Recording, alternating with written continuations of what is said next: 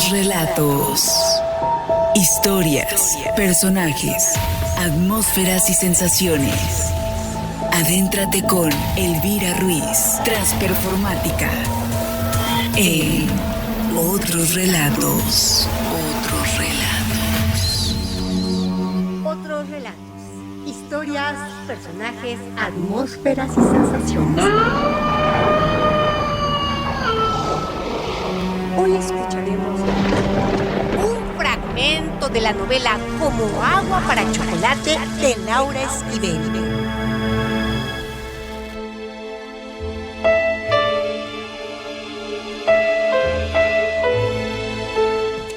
Como de costumbre, Tita lloraba mientras picaba la cebolla. Tenía la vista tan nublada que sin darse cuenta se cortó un dedo con el cuchillo. Lanzó un grito de rabia y prosiguió como si nada con la preparación del champandongo. En esos momentos no se podía dar ni siquiera un segundo para atender la herida. Hoy por la noche vendría John a pedir su mano y tenía que prepararle una buena cena en tan solo media hora.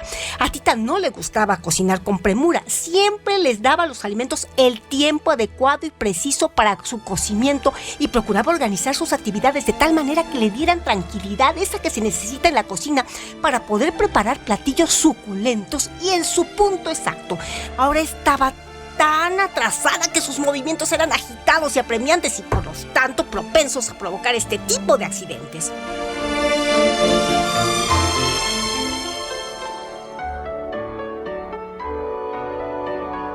El principal motivo de su atraso era su adorable sobrina, que había nacido 3 meses antes, al igual que Tita, de una manera prematura. A Rosaura le afectó tanto la muerte de su madre que anticipó el alumbramiento de su hija y quedó imposibilitada para amamantarla. En esta ocasión, Tita no pudo o no quiso adoptar el papel de nodriza, como en el caso de su sobrina. Es más, ni siquiera intentó, tal vez por la experiencia demoledora que tuvo cuando la separaron del niño. Ahora sabía que no había que establecer relaciones tan intensas con niños que no eran propios. Prefirió en cambio proporcionarle a Espergencia la misma alimentación que Nacha había utilizado con ella cuando era una indefensa criatura, atoles y té. La bautizaron con el nombre de Espergencia a petición de Tita. Pedro había insistido en que la niña llevara el mismo nombre de Tita, Josefita, pero ella se negó terminantemente. No quería que el nombre influyera en el destino de la niña. Bastante tenía ya con el hecho de que, al haber nacido, su madre tuviera una serie de alteraciones que obligaron a John a practicarle una operación de urgencia para salvarle la vida y quedara imposibilitada para volverse a embarazar. John le había explicado a Tita que algunas veces, por causas normales, la placenta no solo se implanta en el útero, sino que echa raíces dentro del mismo. Por lo tanto, al momento en que el niño nace, la placenta no puede desprenderse. Está tan firmemente afianzada que si una persona inexperta trata de ayudar a la madre y jala la placenta utilizando el cordón umbilical, se trae junto con ella el útero completo. Entonces, hay que operar de emergencia extrayendo el útero y dejando a esta persona incapacitada para embarazarse por el resto de su vida. Rosaura fue intervenida quirúrgicamente, no por falta de experiencia de John, sino porque no había de otra para poder desprenderle la placenta. Espergencia sería su única hija, la más pequeña y, para acabarla de amolar, mujer. Dentro de la tradición familiar significaba que era la indicada para cuidar a su madre hasta el final de sus días. Tal vez Espergencia echó raíces en el vientre de su madre porque sabía de antemano lo que le esperaba en este mundo. Tita rezaba para que por la mente de Rosaura no se cruzara la idea de perpetuar la cruel tradición. Para ayudar a que así fuera, no quiso darle ideas con el nombre y presionó día y noche hasta lograr que la llamaran Espergencia. Había una serie de coincidencias que asociaban a esta niña con un destino parecido al de Tita. Por ejemplo, por mera necesidad pasaba la mayor parte del día en la cocina, pues su madre no la podía atender y su tía solo le podía procurar esmero dentro de la cocina. Así que con tés y atoles crecía de lo más sana entre los olores y los sabores de este paradisíaco y cálido lugar. A la que no le caía muy bien que digamos esta costumbre era Rosaura. Sentía que Tita le quitaba a la niña por demasiado tiempo de su lado y en cuanto se recuperó por completo de la operación, pidió que inmediatamente después de que Espergencia tomara sus alimentos, la regresaran a su cuarto para dormirla junto a su cama, donde era su lugar. Esta disposición llegó demasiado tarde, pues la niña para ese entonces ya se había súper acostumbrado a estar en la cocina y no fue tan fácil sacarla de ella. Lloraba muchísimo en cuanto sentía que se alejaba del calor de la estufa, al grado de que Tita tenía que hacer era llevarla a la recámara y llevarle ahí el guisado que estuviera cocinando para así lograr engañar a la niña, que al oler y sentir de cerca el calor de la olla en la que Tita cocinaba, conciliaba entonces el sueño. Tita regresaba la enorme olla a la cocina y proseguía con la elaboración de la comida. Pero el día de hoy, la niña se había lucido. Es muy probable que presintiera que su tía pensaba casarse e irse del rancho y que entonces ella iba a quedar a la deriva, pues no dejó de llorar en todo el día. Tita subía y bajaba las escaleras, llevando ollas con comida de un lado para otro, hasta que pasó lo que tenía que pasar. Tanto va el cántaro al agua hasta que se rompe. Cuando bajaba por octava ocasión, ¡pum!, tropezó y la olla con el mole para el chapandongo rodó escaleras abajo. Junto con ella se desperdigaron 4 horas de intenso trabajo picando y moliendo ingredientes. Tita se sentó en un escalón con la cabeza entre las manos para tomar aire. Se había levantado a las 5 de la mañana para que las carreras no se apoderaran de ella y todo había sido en vano. Ahora tenía que preparar nuevamente el mole. Pedro no podía haber elegido peor momento para hablar con Tita, pero aprovechando que la encontró en las escaleras, aparentemente tomando un descanso, se le acercó con la intención de convencerla de que no se casara con John.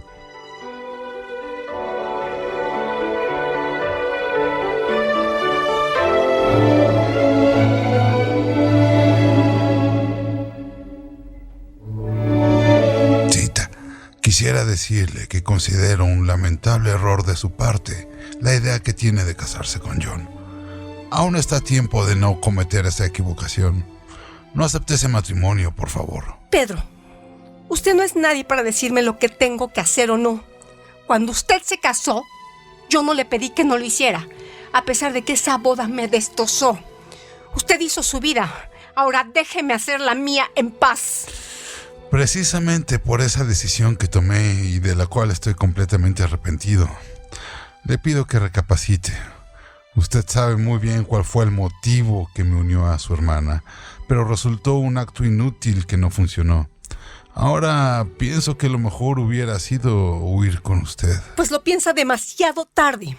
Ahora ya no hay remedio. Y le suplico que nunca más en la vida me vuelva a molestar, ni se atreva a repetir lo que me acaba de decir.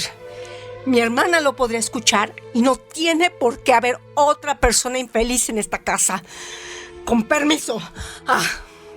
Y le sugiero que para la próxima vez que se enamore, no sea tan cobarde. Tita, tomando la olla con furia, se encaminó hacia la cocina. Terminó el mole entre masculleos y aventones de trastes, y mientras este se cocía, siguió con la preparación del champandongo. Cuando la carne se empieza a dorar, se le agregan el jitomate picado junto con el acitrón, las nueces y las almendras partidas en trozos pequeños. El calor del vapor de la olla se confundía con el que se desprendía del cuerpo de Tita.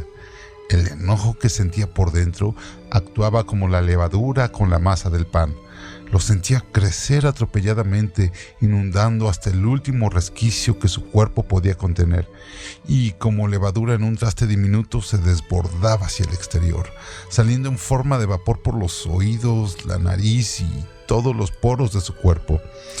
Este desmesurado enojo era causado en una mínima parte por la discusión con Pedro, en otra por los incidentes y el trabajo de la cocina, y en una gran parte por las palabras que Rosaura había pronunciado unos días antes.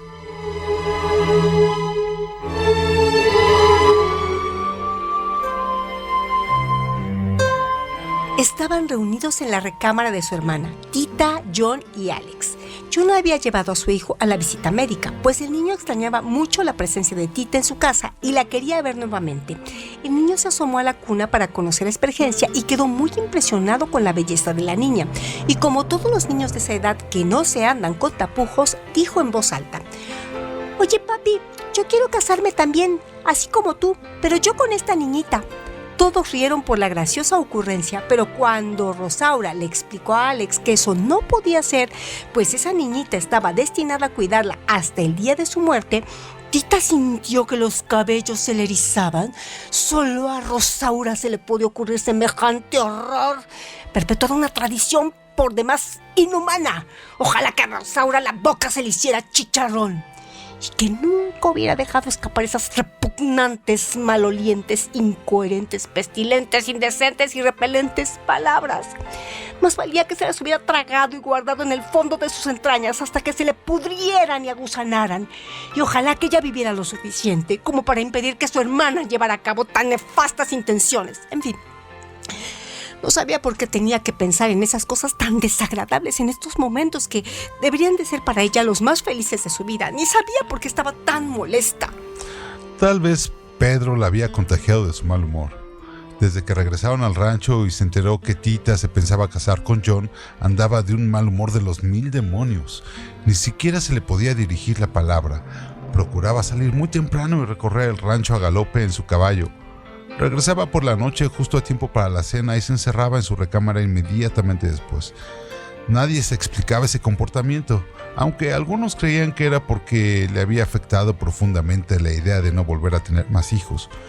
Por lo que fuera, pero tal parecía que la ira dominaba los pensamientos y las acciones de todos en la casa. Tita literalmente estaba como agua para chocolate. Se sentía de lo más irritable, hasta el canturreo tan querido de las palomas que ya se habían reinstalado en el techo de la casa y que el día de su regreso le había proporcionado tanto placer, en este momento la molestaban. Sentía que la cabeza le iba a estallar como roseta de maíz. Tratando de impedirle, se la apretó fuertemente con las 2 manos. Un tímido golpe que sintió en el hombro la hizo reaccionar sobresaltada. Ay, con ganas de golpear a quien fuera el que lo hizo, que de seguro venía a quitarle más el tiempo. Pero ¿cuál no sería su sorpresa al ver a Chencha frente a ella? La mismísima Chencha de siempre, sonriente y feliz. Nunca en la vida le había dado tanto gusto verla, ni siquiera cuando la había visitado en casa de John. Como siempre, Chencha llegaba caidita del cielo en el momento en que Tita más la necesitaba. Era asombroso observar la respuesta que se encontraba en Chencha. Después de haberla visto irse en el estado de angustia y desesperación en que lo hizo, ni rostro quedaba del trauma que había sufrido.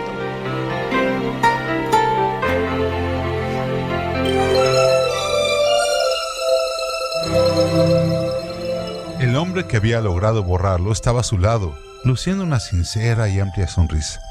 A leguas se veía que se trataba de un hombre honrado y callado. Bueno, eso quién sabe, porque lo que pasaba era que Chencha no le permitió abrir la boca más que para decirle a Tita: «Jesús Martínez, para servirle a usted». Después, Chencha, como siempre, acaparó por completo la plática y, rompiendo un récord de velocidad, en solo 2 minutos logró poner a Tita al día en los acontecimientos de su vida. Jesús había sido su primer novio y nunca la había olvidado. Los papás de Chencha se habían opuesto terminantemente a esos amores, y de no haber sido porque Chencha regresó a su pueblo y él la volvió a ver, nunca hubiera sabido dónde buscarla. Por supuesto, no le importó que Chencha no fuera virgen y se casó inmediatamente con ella. Regresaban juntos al rancho con la idea de empezar una nueva vida ahora que mamá Elena había muerto, y pensaban tener muchos hijos y ser muy felices por los siglos de los siglos. Chencha se detuvo para tomar aire, pues se estaba poniendo morada, y Tita aprovechó la interrupción para decirle, no tan rápido como ella, pero casi, que estaba encantada de su regreso al rancho, que mañana hablarían de la contratación de Jesús, que hoy venían a pedir su mano, que pronto se casaría, que aún no terminaba la cena, y le pidió que ella le hiciera para poderse dar un calmante baño de agua helada y de esa manera estar presentable cuando John llegara, que sería de un momento a otro. Chencha prácticamente le echó de la cocina y de inmediato tomó el mando. El champandongo no lo podía hacer, según ella, con los ojos tapados y hasta las manos amarradas. Cuando la carne ya está cocida y seca, lo que procede es freír las tortillas en aceite. No mucho para que no se endurezcan. Después, en el traste que vamos a meter al horno, se pone primero una capa de crema para que no se pegue el platillo. Encima una capita de tortillas, sobre ellas otra capita de picadillo y por último el mole, cubriéndolo con el queso en rebanadas y la crema. Se repite esta operación cuantas veces sea necesario hasta rellenar el molde. Se mete entonces al horno y se saca cuando el queso ya se derritió y las tortillas se ablandaron. Se sirve acompañado de arroz y frijolitos. De tranquilidad le daba a Tita saber que Chencha estaba en la cocina. Ahora solo se tenía que preocupar por su arreglo personal. Cruzó el patio como ráfaga de viento y se metió a bañar. Contaba con tan solo 10 minutos para bañarse, vestirse, perfumarse y peinarse adecuadamente. Tenía tal apuro que ni siquiera vio a Pedro en el otro extremo del patio trasero pateando piedras. Tita se despojó de sus ropas, se metió a la regadera y dejó que el agua fría cayera sobre su cabeza. ¡Ah! ¡Qué alivio sentía! Con los ojos cerrados, las sensaciones se agudizan. Podía percibir cada gota de agua fría recorriéndole el cuerpo. Sentía los pezones de sus senos ponerse duros como piedras al contacto con el agua. Otro hilo de agua bajaba por su espalda y después caía como cascada en la curva de sus redondos y protuberantes glúteos, recorriendo sus firmes piernas hasta los pies. Poco a poco se le fue pasando el mal humor y el dolor de cabeza desapareció.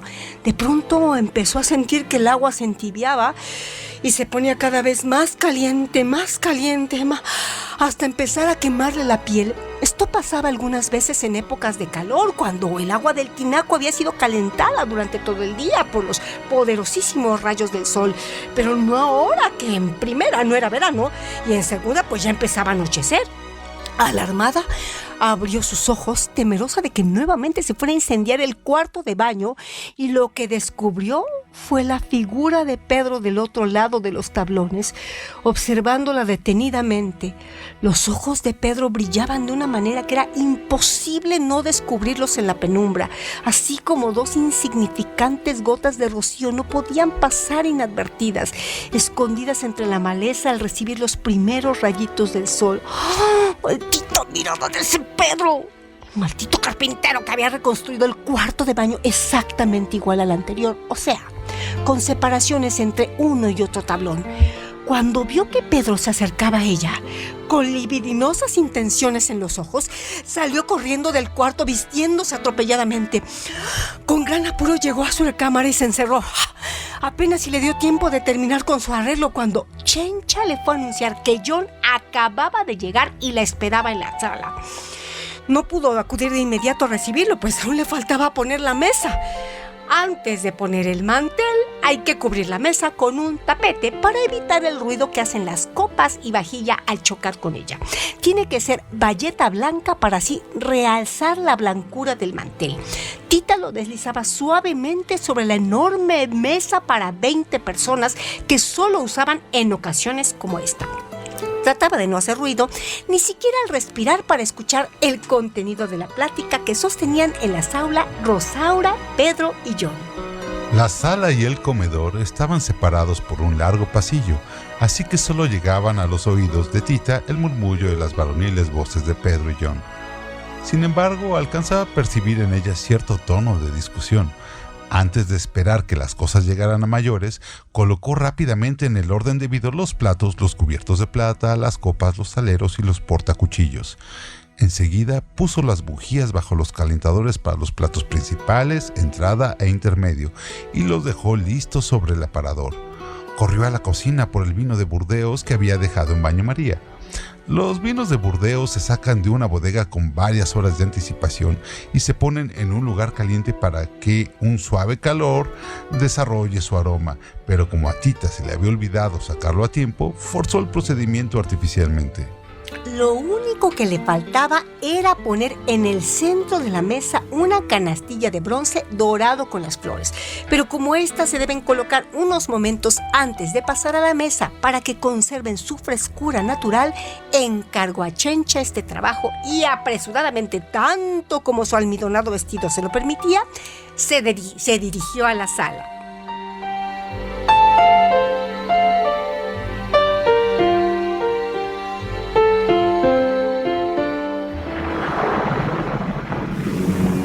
Hemos escuchado un fragmento de la novela Como agua para chocolate de Laura Esquivel para otros relatos. No te pierdas nuestras siguientes historias, personajes, atmósferas y sensaciones.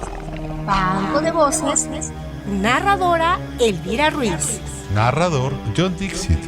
Narración, guión y dirección Elvira Ruiz Viván.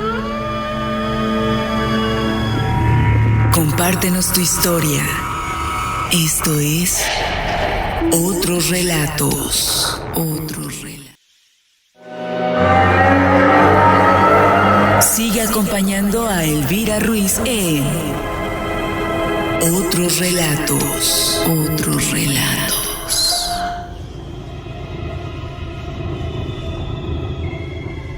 Análisis críticos de Otros relatos.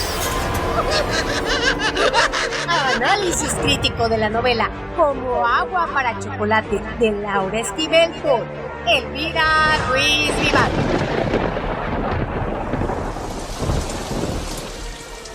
A juicio de Lisa Náez, la novela Como agua para chocolate de 1989, primer libro publicado de Laura Esquivel, hizo que la autora mexicana entrara en el mundo de la crítica internacional y que su obra fuera reconocida como un bestseller. El texto trata de una familia de 4 hermanas y su madre, quienes viven en un rancho en México. La novela nos explica las tradiciones mexicanas de la primera mitad del siglo XX y nos define el papel de la mujer mexicana idealizada según la visión patriarcal de la época y la educación del Manual de las Buenas Costumbres, o el conocido Manual de Urbanidad y Buenas Maneras de Manuel Antonio Carreño, conocido popularmente como el Manual de Carreño.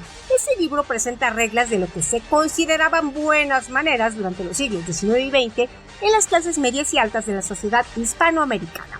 Desde la infancia, los personajes femeninos de Como agua para chocolate se han educado con la idea de que lo más importante es cumplir con el papel de la mujer mexicana ideal, desde la perspectiva de la sociedad tradicional con las normas de casarse y de ser madres. La protagonista, Tita, llama a su madre Mamá Elena, porque sabe que a ella no le gusta y que a ella le parece un nombre despectivo. Mamá Elena es de un carácter fuerte y altanero que tiene la idea de educar estrictamente a sus hijas con una disciplina rígida y de una manera dominante. Mamá Elena condena a Tita, la protagonista, de acuerdo con una tradición que establece que la hija menor se sacrifica para cuidar a su madre hasta que muere. A lo largo de la historia se ve la ruptura con estos principios morales y sociales por las hermanas. La protagonista, Tita, tiene 15 años al inicio de la novela y vive en un rancho en el norte de México. Vive con su madre, que se llama Elena, pero Tita le llama Mamá Elena. En el rancho viven también sus hermanas mayores, Gertrudis y Rosaura. Además está la ama de casa, Nacha, quien ha ayudado a la familia durante toda la vida de Tita. Pedro es el vecino de ellos, de quien Tita se enamora. Cuando Pedro pide la mano de Tita, Mamá Elena dice que no, porque Tita va a cuidar de ella durante toda su vida. Por eso no puede casarse ni vivir su propia vida. Mamá Elena responde que Pedro puede casarse con su hija mayor, Rosaura, en vez de Tita. Pedro lo acepta para estar siempre cerca de ella, de Tita. Más tarde se introduce también el personaje del Dr. John Brown, que también se enamora de Tita y que le propone matrimonio. El libro contiene elementos de realismo mágico, lo que se presenta con la comida que Tita prepara. Tita se expresa a través de la comida y ella es su único medio de comunicación.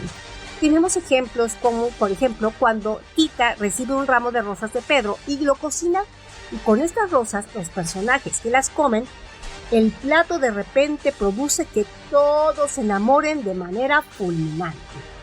Como agua para chocolate es una obra feminista con la perspectiva de las protagonistas femeninas. Trata de la opresión y del patriarcado de la familia. La mujer mexicana era representada con el ideal de los conceptos: pureza, santidad, castidad, virginidad, humildad, sumisión al padre, intermediaria y concesionaria de favores, por lo tanto, al servicio de la élite masculina. Él mismo dice que los personajes femeninos de la novela usan la jerga patriarcal para expresarse y que no tienen una identidad propia y determinada. Este argumento es interesante para el estudio porque nos aclara el ideal de la mujer mexicana durante la primera mitad del siglo XX en México. Según los personajes femeninos del libro, no hacen más que perpetuar consciente o inconscientemente su situación de explotadas por la ideología machista dominante. Es importante dar cuenta cómo se presentan las intenciones de los personajes femeninos en esta novela. Se estudian sus objetivos y la manera de expresarse y presentarse. Los sujetos oprimidos pueden participar en el proceso de quedarse como segundo orden en la sociedad. Esto se puede ver en el personaje de Mamá Elena, quien aplica la opresión que siente a la relación con su hija, Tita. La mala voluntad de Mamá Elena es sociocultural y no tiene que ver con Tita, aunque ella se convierte en la víctima. Mamá Elena es un ejemplo de un personaje femenino que vive una vida mísera sin intentar romper con las reglas y los códigos de la sociedad patriarcal. Los personajes femeninos en Como agua para chocolate están representados con descripciones detalladas. Se presentan como seres complejos con una multitud de sentimientos y pensamientos, en contraste con los personajes masculinos que aparecen menos y no se presentan tan profundamente su personalidad y complejidad.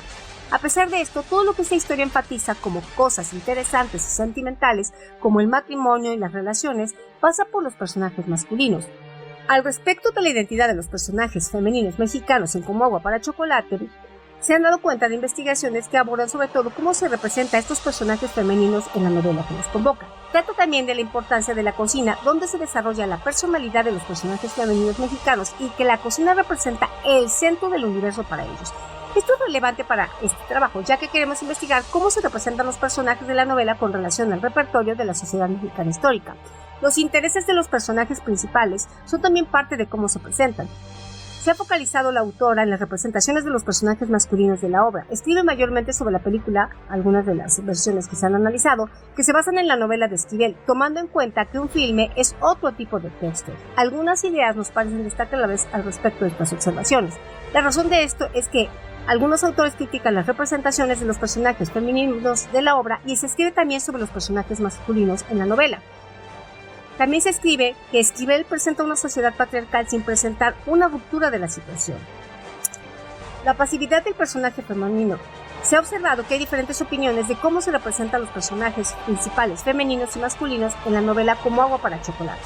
Desde la perspectiva de la sociedad patriarcal, interpretamos la palabra cocina como un ideologema que representa el centro del universo para los personajes femeninos.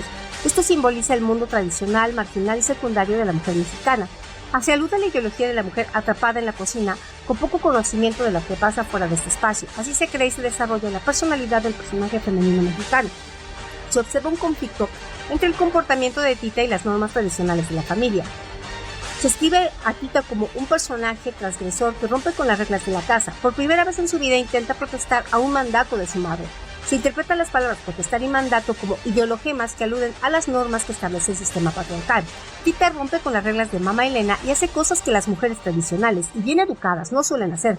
De acuerdo con las pautas de comportamiento establecidas según el repertorio de la sociedad mexicana de aquella época, otras cualidades que caracterizan a Tita como un personaje transgresor es que ella cuestiona las reglas del manual de Carreño, cambia los ingredientes de las comidas para renovarlas y también dice cosas que nadie en la familia se atreve a decir frente a Mamá Elena. A pesar del comportamiento transgresor de Tita frente a las normas establecidas por la sociedad del patriarcado, con impaciencia Tita espera a que todos comieran su pastel para poder retirarse. El manual de Carreño le impedía hacerlo antes, contrastando esta postura con la siguiente. Maldito manual de Carreño! Por su culpa, su cuerpo quedaba destinado a machucarse poco a poco sin remedio alguno. La palabra manual la leemos como un ideologema de las normas de comportamiento que establece la sociedad patriarcal para sus miembros. En este caso específico, para el comportamiento de una mujer de clase media alta, se supone que la mujer que siga las instrucciones de este manual de Carreño podrá ser aceptada por sus pares. Esta confusión entre las descripciones de Tita como transgresora y obediente puede tener que ver con el hecho de que Tita quiere cuestionar las normas, pero que a veces no se atreve. Esto puede simbolizar un conflicto entre la ideología con la que Tita se ha educado de obedecer las reglas tradicionales con la ideología con la que Tita se ha formado, con su experiencia de ser innovadora, construir las reglas y ser dueña de su propia vida. Mamá Elena es un personaje femenino con mucho mandato, o más bien autoridad, a quien la gente normalmente obedece. Ella usa el territorio patriarcal para hacerse autoritaria ante sus hijas. Este argumento lo juxtaponemos con los personajes femeninos de Como agua para chocolate, quienes tienen que usar la jerga patriarcal para expresar sus pensamientos. Puede ser un resultado de la ideología, la norma y el deseo de pertenecer o de imitar a la clase dominante en la sociedad en la que viven. La mujer muchas veces se encuentra en el otro extremo del hombre, como el complemento o lo contrario de él, otredad del personaje femenino comparado con el personaje masculino. La mujer en definitiva nunca es dueña de sí, por eso para poder expresarse, que necesitan usar el lenguaje del poder que en principios ni les incluye ni les corresponde. Mamá Elena se comporta como una madrastra mala ante Tita y juega el papel de una matriarca. Pensamos que Mamá Elena siente una necesidad de educar a sus hijas y el único poder que conoce es el del patriarcado. En su educación usa una jerga patriarcal que es la del mandato. Se relaciona esto, su carácter, con el del personaje de Bernarda Alba en La casa de Bernarda Alba de Federico García Lorca, la que también se comporta como una matriarca, resultando que los dos personajes son un modo de símbolo del patriarcado en una familia con solamente hijas. En vez de cuidar a sus hijas, aplican el patriarcado a ellas y las tratan de manera agresiva e injusta. Lo que tiene que ver con la relación amorosa entre Tita y Pedro pasa por la mirada de Pedro. Se observa que Pedro es el único que describe a Tita con características físicas. Cuando Pedro mira a Tita, la pinta a ella con descripciones corporales. Por ejemplo, cuando dice, Pedro habla del cuerpo de Tita, su monumental y atractivo cuerpo. En esta cita, la palabra cuerpo que utiliza el personaje de Pedro para describir a Tita denota la visión del hombre que ve a la mujer como un objeto sexual. Él siempre ve a ella como atractiva, como un objeto. Al contrario, Tita nunca describe a Pedro con características físicas. Pedro no es quien narra, sino que hay una narradora omnisciente. La narradora es la sobrina nieta de Tita. Puede ser que ella es la que asigna estas características a Pedro para que se parezca a un personaje que ve a Tita como un objeto. En estos 3 primeros capítulos se ha observado que Mamá Elena tiene demasiado poder sobre sus hijas. Aquí el mandato representa el ideologema de la educación tradicional, donde se educa a los hijos con mucho rigor. Se observa que Tita tiene el interés de cocinar y el ideologema de la cocina se relaciona con el mundo tradicional, donde se encuentra la mujer atrapada en ese lugar. Se observa también una confusión entre el comportamiento de Tita como transgresora y obediente y como tradicional e innovadora. Se puede decir que ella rompe con las normas cuando se atreve, por ejemplo, cuando cuestiona las reglas de Mamá Elena. Según las citas, hemos observado que Tita parte de la ideología de que es posible cambiar las reglas y las normas que hay. Tita se esfuerza por ser un personaje femenino innovador y moderno. Se menciona que Pedro es el único que describe a Tita a partir de esas características, particularmente las físicas. Estas descripciones pueden representar lo que a él le parece lo más interesante, pero también pueden implicar las características que la narradora omnisciente aplica a Pedro. La perspectiva de que los personajes femeninos no son más que objetos relacionados con la ideología del patriarcado. Rosaura, la hermana de Tita, da luz a un hijo, del que Tita cuida mucho. Tita se hace cargo de la alimentación del hijo y lo amamanta sin haber tenido un hijo propio. Sí, porque Tita es en ese momento la misma Ceres personificada, la diosa de la alimentación en pleno. La palabra Ceres representa a la diosa en la mitología romana, la que simboliza los cultivos, ideologema que simboliza también la fertilidad en una sociedad donde lo mejor que podría pasar a una mujer es la posibilidad de ser madre, de ser fértil. Representa su tarea más importante. La sociedad actualmente ve y ha visto a las mujeres como sensibles, emocionales y como madres naturales, como si el sentido de que son mujeres les diera ciertas características como paciencia, posibilidad de crianza de niños, la habilidad de cuidar de ellos. Parece como si Tita en esta parte fuera un modelo de la imagen de la mujer perfecta según la sociedad tradicional. Tita parece volverse loca, primero por el gran esfuerzo de cuidar a su madre y también por la muerte del hijo de su hermana. Esta locura parece interesante, solamente por el comportamiento de Tita, además de la reacción de Mamá Elena. En esta casa no hay lugar para dementes. El ideologema dementes describe el estado de Tita cuando ella ha vivido muchas cosas duras y reacciona de una manera particular. Tiene la mirada perdida, no reconoce a los otros personajes en la casa y se comporta de una manera apática. Al fin del siglo XIX y principio del siglo XX, frecuentemente había en los cuentos fantásticos un personaje que se volvía loco. Esto coincide con las investigaciones de las enfermedades mentales. Se usaba la literatura para expresar estos fenómenos irracionales y fue entonces que el loco aparece en la literatura.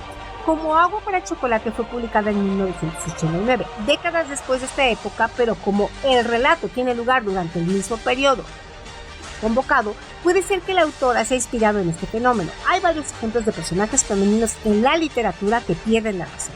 Para la mujer que vive en una sociedad patriarcal, la locura puede actuar como una manera de evadir ese mundo tan hostil en momentos de crisis como es el que vive Tita después de la muerte de su sobrino.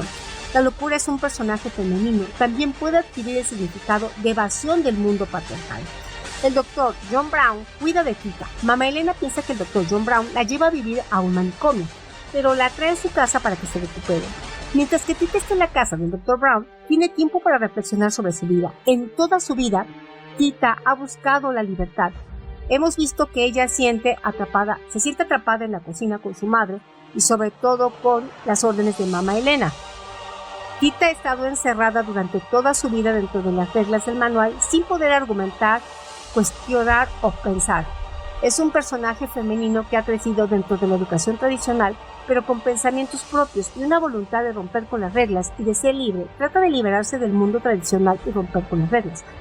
Mamá Elena usa el sistema patriarcal para practicar la jerarquía y el poder de la casa, pero al mismo tiempo rechaza al hombre y dice que nunca ha necesitado a un hombre en su vida. Queremos hacer presente que ella educa a sus hijas con las reglas del sistema patriarcal, pero al mismo tiempo rechaza al hombre. Tita le explica al Dr. Brown que no se puede casar. Lo que pasa es que yo no me puedo casar ni tener hijos porque tengo que cuidar a mi mamá hasta que muera. Él responde: ¿pero cómo? Eso es una tontería. En fin, el ideologema Ceres representa la imagen de la mujer fértil. Se describe a Tita como la misma Ceres personificada, como la mujer perfecta quien ha cumplido con su tarea más importante en la vida. Mientras el ideologema de Mentes, que representa la visión tradicional de alguien deprimido, de Mentes puede representar el mundo patriarcal en donde no se aceptan a las personas que muestran sus debilidades como lo hace Tita, pues se supone que el mundo patriarcal debe ser cuerdo, racional y lógico.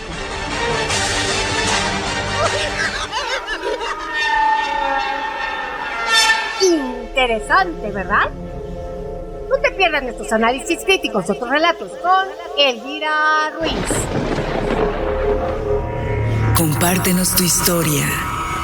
Esto es Otros Relatos. Sigue acompañando a Elvira Ruiz en Otros Relatos.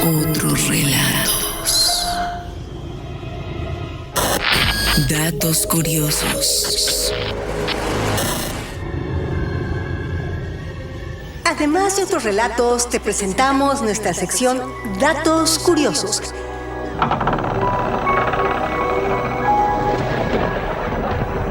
Los datos curiosos a partir de la novela Como agua para chocolate de Laura Esquivel son...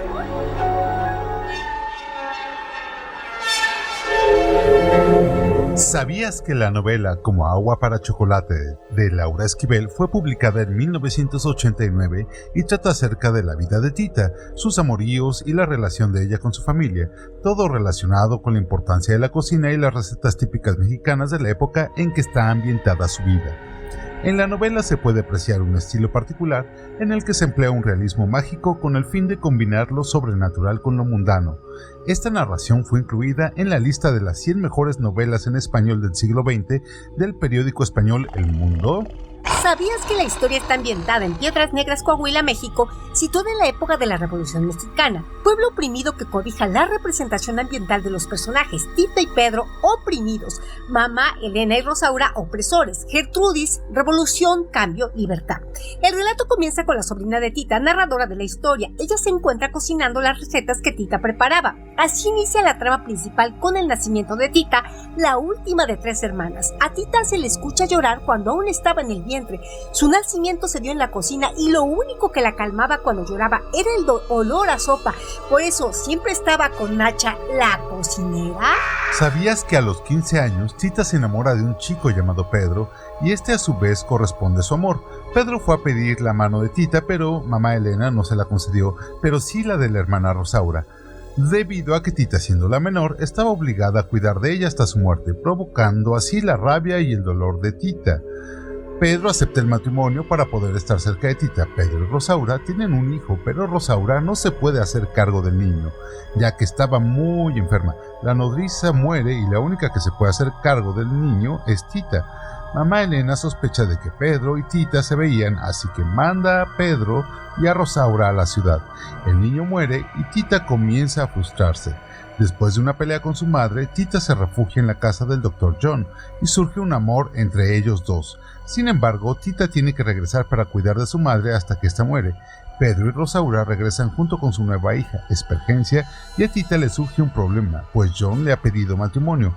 Ahora enfrenta un dilema: casarse con John, quien le promete un amor puro y sincero, o seguirse envolviendo apasionadamente de forma ilícita con Pedro. ¿Sabías que Como agua para chocolate es narrada por la sobrina nieta de Tita, la hija de Espergencia y Alex? Tita es el personaje principal y la menor de 3 hermanas. Nace en la cocina prematuramente, empujada al mundo por un torrente de lágrimas que se desbordaron en toda la cocina. Crece rodeada por olores de especies, sopa, leche hervida, ajos y cebolla. La atiende Nacha, la cocinera de la familia. Gracias a ella adquiere ese fuerte vínculo con la cocina. Se vuelve su manera de expresión, provocando a quien pruebe la comida que prepara que sienta desde una indescriptible tristeza hasta el más ardiente deseo. Por ser la menor de la familia y conforme a la tradición familiar, tiene prohibido casarse para cuidar de sus padres en su vejez. Dado que solo su madre vive, tendría que cuidarla a ella. Desde pequeña se le hizo saber su posición en la vida, a lo cual muestra rabia y rebeldía que tiene que apaciguar por miedo a la autoridad de su mamá. Se enfrenta a su madre cuando Pedro, su enamorado, quiere casarse con ella y tiene que dejarlo ir por aquella tradición. Fue una mujer que, a pesar de las tradiciones de su familia, luchó porque su amor se realizara, y a pesar de que su madre la hizo sufrir muchísimo con sus humillaciones y malos tratos, ella nunca perdió la fe que la llevó a ser feliz hasta el final de su vida. ¿Sabías que Pedro conoce a Tita en una reunión social y queda inmediatamente prendado de ella? Con la intención de pedir la mano de Tita, se presenta con su padre en su casa. Mamá Elena les explica la razón por la cual Tita no se puede casar, pero a cambio le ofrece la mano de Rosaura. Él acepta con el fin de estar cerca de Tita, a quien verdaderamente ama. ¿Sabías que mamá Elena es la madre de Tita, una mujer autoritaria quien cría a sus 3 hijas con mano dura y represora, pero especialmente a Tita por ser quien más se rebelaba contra ella a causa de la incomprensión que siempre le demostró a Tita, junto con su obligación impuesta de nunca casarse y permanecer soltera para cuidar de su mamá hasta su muerte? No se desvela hasta después de su muerte que, de forma similar a Tita, mamá Elena también vivió de joven su propia historia de amor frustrado, ya que en su adolescencia ella se había enamorado de un hombre de ascendencia negra llamado José Treviño, cuya relación con él terminó a la fuerza cuando supieron acerca de ella los padres de mamá Elena, a quien obligaron a casarse con Juan de la Garza, el padre de Tita. Pese a este hecho, mamá Elena insistió en seguir viéndose y carteándose en secreto con ese José Treviño hasta el día que, tras descubrir que ha quedado embarazada de este, intenta huir con él, pero estos planes de la pareja se ven frustrados por el repentino asesinato de José Treviño a manos de un hombre desconocido, momento a partir del cual mamá Elena se resigna a pasar el resto de su vida junto a Juan de la Garza, su legítimo esposo. ¿Sabías que Rosaura, la hermana mayor de Tita, con quien tuvo una rivalidad desde que era pequeña, nunca tuvo interés por la cocina y dejó a su hermana ocuparse de esos quehaceres? Al casarse con Pedro, culmina esa rivalidad fraternal. Se le ve como la esposa por compromiso, celosa del amor que tiene su esposo hacia su hermana y extremadamente orgullosa. Se apoya en la severidad de su madre hacia Tita y en escenas de llanto para atraer el interés de su marido. Tras la muerte de su primogénito, Roberto, nace Espergencia. Es Tita quien entra en defensa de la pequeña para eliminar la tradición de no casarse para cuidar de su madre en su vejez. ¿Sabías que Gertrudis, hermana de en medio de Tita, es hija de un novio que tuvo mamá Elena estando casada ya con Juan de la Garza? Su personaje toma importancia tras comer unas codornices en pétalos de rosa que prepara Tita. El platillo saca de ella los más ardientes deseos que trata de aplacar con un baño de agua helada, pero su aroma llega hasta un soldado de la revolución que cabalga hasta ella y la secuestra. Ella por un tiempo vive con él, trabaja en un prostíbulo y finalmente entra al conflicto armado donde es nombrada generala y esposa de aquel. ¿Sabías que Nacha, la cocinera de la familia, se hace cargo de Tita ya que su madre está en duelo por la muerte de su esposo y no puede hacerse cargo de ella? La trata como su propia hija y la mantiene cerca de ella, dándole consejos y cariño hasta su muerte. Ella le enseña las bondades y los secretos de la cocina a su muerte.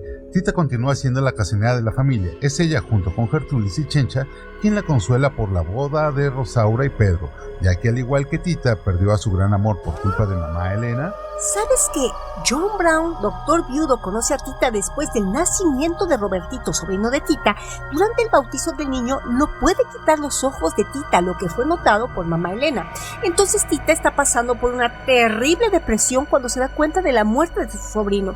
Él es el único que llega a convencer a Tita de abandonar el Palomar y la lleva a su casa. Se enamora profundamente de ella y le cuenta algunas de sus teorías desarrolladas a partir de los conocimientos que le dejó su abuela, una mujer indígena que era conocida por la familia como la Chicapú, haciendo referencia a su grupo étnico. ¿Sabías que Como agua para chocolate fue llevada al cine por Alfonso Arau y galardonada con 10 premios Ariel de la Academia Mexicana de Artes y Ciencias Cinematográficas, y tanto la película como el libro, traducido a más de 30 idiomas, tuvieron mucho éxito en diversos países del mundo?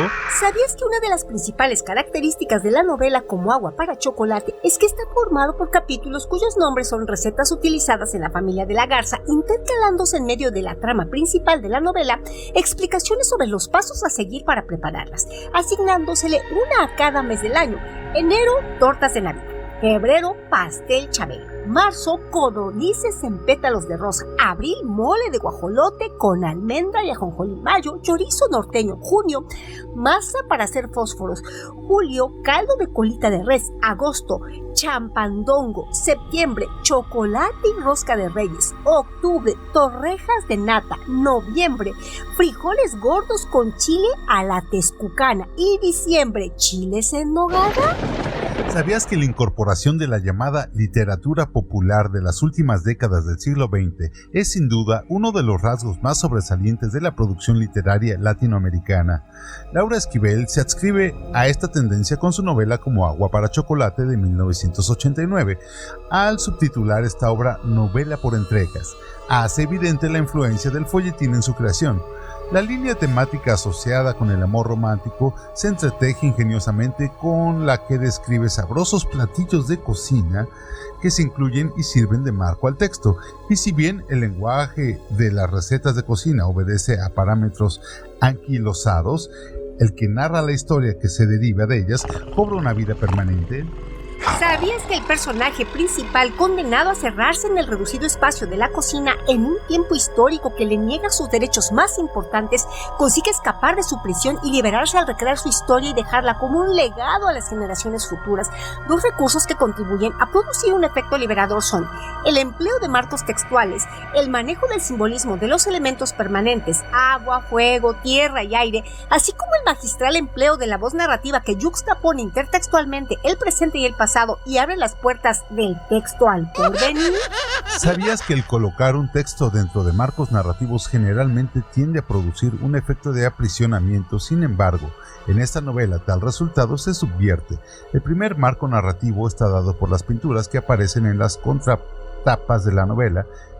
En el de la versión en inglés se enfoca en primer plano a una mujer dentro de la cocina en el rol tradicional de ama de casa. ¿Sabías que la yuxtaposición de una época anterior con otra más actual sirve al propósito de reconsiderar y reformular las creencias y valores de la primera con el entendimiento que brinda la experiencia? La relación intertextual también incluye algunos hechos que tuvieron lugar en México durante la época de la Revolución. Estos dos intertextos permiten la comunicación constante del pasado con el presente y de este con el porvenir. La experiencia no se construye a un lugar y a un tiempo determinados. De este modo, se hace más universal y permanente. Al final de la novela, esta idea se confirma mediante la aseveración que hace la narradora. Tita, mi tía abuela, seguirá viviendo mientras haya alguien que cocine sus recetas. Si la metáfora de la cocción se equipara a la elaboración del texto, podría decirse que Tita seguirá viviendo mientras haya alguien que encuentre placer en recrear su historia. Así el texto permanece como legado no solo para su sobrina nieta, sino a una múltiple variedad de lectores que, según sus propias experiencias, coserán versiones únicas. ¿Sabías que en la creación del texto la presencia de los elementos permanentes también se contrapone a la idea de clausura? Según la referencia al agua, el fuego, la tierra y el viento, abarca la totalidad de la vida, los elementos pasivos y activos de la naturaleza, los principios femeninos y masculinos, al igual que en el caso de los marcos narrativos. El recurrir a esta técnica contribuye a representar el dinamismo y apertura del texto. Así, el elemento agua se asocia con la génesis de la vida y la capacidad de purificar. El agua no tiene una base sólida, no se acomoda a una forma determinada. Su naturaleza esencial es fluir, seguir y transponer los límites. ¿Sabías que, según cuenta la narradora, Tita fue impulsada al mundo por un torrente de lágrimas? Su inicio en la vida está descrito en términos de líquido abundante, tanto que luego de solidificarse provee sal suficiente para cocinar por varios meses. No es casual que se establezca un paralelo entre el nacimiento de Tita y el origen de la historia. El crecimiento de las generaciones y la posibilidad de repetir o subvertir la tradición familiar de infertilidad, de negación a la maternidad, de virginidad impuesta, se liga eficazmente con este elemento líquido y con el color blanco. ¿Sabías que en este sentido la aglomeración de imágenes que evocan este color resulta muy eficaz para describir el estado mental de Tita al perder a su novio? Ve a Rosaura como un níveo fantasma en un altar lleno de flores y velas blancas. Nos dice la narradora que hasta la aterroriza la blancura del azúcar granulada. Sentía que de un momento a otro se adueñaría de su mente sin que ella lo pudiera evitar. La mención de lo blanco evoca para ella la restricción a su derecho de ejercer su capacidad de ser fecundada y propagar la vida. Es básico también asociar el agua a la preparación de los alimentos. Este elemento no solo genera vida, sino que hace posible su continuidad. El título mismo de esta obra alude a la función esencial del agua en la historia. ¿Sabías que en conjunción con el agua, el fuego puede entrar en conflicto, pero la humedad de uno y el calor del otro son fundamentales para generar la vida? En forma de llamas, el fuego connota por un lado poder sexual, fusión e inmolación, y por otro la fuerza espiritual, la trascendencia y la inspiración. En el texto, todos estos significados se comunican eficazmente. El fuego contribuye a convertir lo pasivo en activo, lo sólido en líquido, lo frígido en incandescente. La propiedad de ser combustión le concede simultáneamente la capacidad de dar y de quitar, la naturaleza inherente a las cosas. Literalmente, el calor hace posible la preparación y la consumación de los alimentos. Connotativamente, hace viable el nacimiento del amor y la pasión entre los seres queridos. Los alimentos preparados con amor, como lo afirma Tita, producen un efecto afrodisíaco en los demás. ¿Sabías que las palabras de Pedro reavivan su casi extinguida ebullición interior? Sus encuentros con él siempre producen chispas, hogueras y fuegos perpetuos. En los momentos que evocan la pérdida del amor, Tita tiene que arroparse mucho, pues el frío se apodera de ella. Para Gertrudis, la presencia del amado significa apagar el fuego abrasador que nacía en sus entrañas. El fuego además estimula la fantasía de la gente y trae al presente las memorias del pasado. Dado que en general la historia relata en retrospectiva eventos del pasado, una función básica de la presencia del elemento fuego es despertar los recuerdos olvidados y permitir plasmarlos gráficamente para el presente y el futuro. ¿Sabías que el único de los elementos que puede adquirir una forma determinada es la tierra? En un sentido representa a la proveedora de los alimentos que proporcionan el sustento. Dentro de la tierra, el agua, el calor y el oxígeno hacen posible el crecimiento de las plantas y por ende la supervivencia de los animales y la especie humana. El personaje de Tita es equiparable a este elemento. Ella es caracterizada como la Ceres, personificada de la diosa alimentación. Sus extraordinarias cualidades culinarias le permiten ser la constante proveedora, aunque la cocina es el lugar que otros le han asignado a la fuerza. El producto de su arte culinario traspasa las paredes que la encierran. Esto es de suma importancia, ya que en un sentido más amplio la tierra provee el espacio donde se traza la historia. En esta va dejando huella el paso del tiempo. Allí se traza el destino del hombre.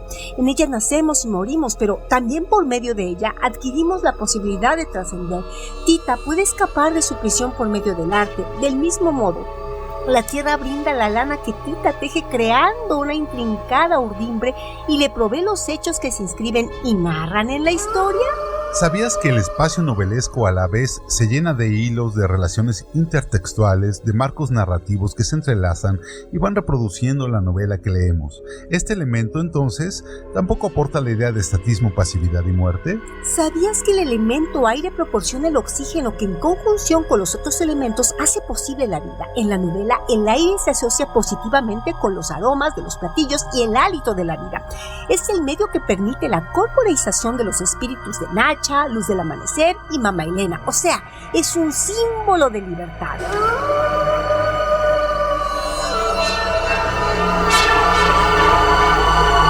No te pierdas los datos curiosos de otros relatos con John Dixit y Elvira Ruiz.